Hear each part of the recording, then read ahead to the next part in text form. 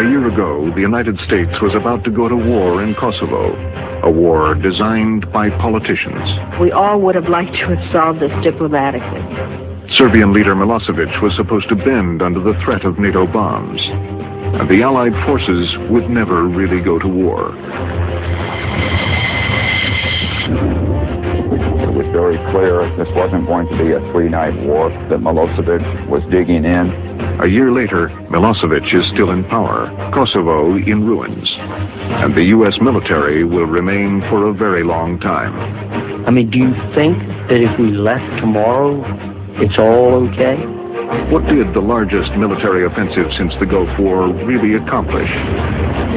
Tonight, Frontline reveals the inside story behind the war in Europe.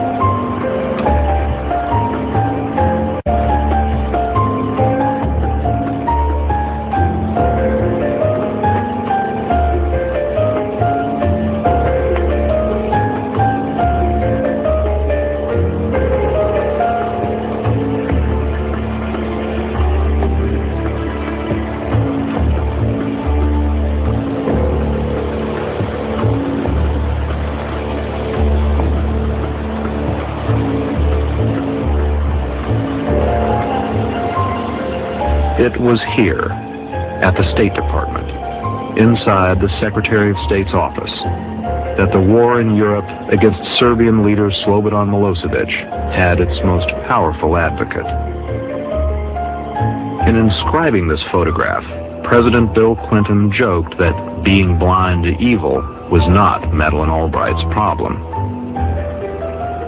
I believe in learning lessons, and I believed that it was very important to make clear that the kinds of things that Milosevic does, which is decide that because you are not his ethnic group that you don't deserve to exist, is unacceptable. And it is not just a lesson for Kosovo, but it is not American to stand by and watch this kind of a thing. In fact, more than any other leader in Washington, Madeleine Albright was driven by a sense of America's role in the world and the chance to use power to rectify the most distant outrage. Outrage makes its home in the Balkans. There, in a province called Kosovo, deep in the former Yugoslavia, Madeleine Albright saw an opportunity to test her doctrine of virtuous power. Kosovo is a place heavy with history and foreboding. For centuries, the Serbs have revered Kosovo as the sacred ground of their ancestors. In recent history, the ethnic Albanians that live there and believe it is their land have chafed under Serbian oppression.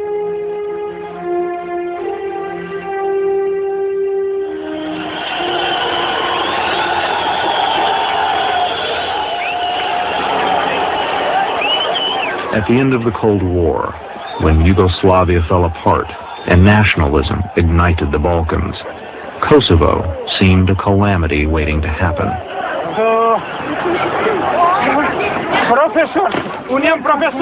The Kosovo question worried the Clinton administration, as it had the Bush administration before it. A number of powers had very strong interests in Kosovo and in that general region. The Albanians did, the Greeks did, the Turks did, the Bulgarians did, as well as the Serbs. And therefore, something happening there could have brought about a wider war, even with the possibility of some of our NATO allies on opposite sides. What worried both administrations was the prospect of civil war in Kosovo and the likely response from Europe's most ruthless man, the Serbian leader, Slobodan Milosevic. For Milosevic, Kosovo was his people's holy land. He could not give it up, and stay in power. But there were stirrings of rebellion in Kosovo. Talk of independence was in the air.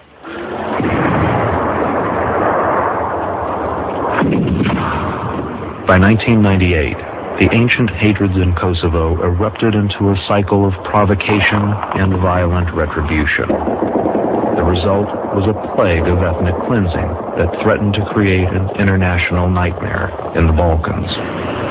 Slobodan Milosevic's Serbian police had begun a campaign to root out and brutally eliminate a rebel band called the Kosovo Liberation Army.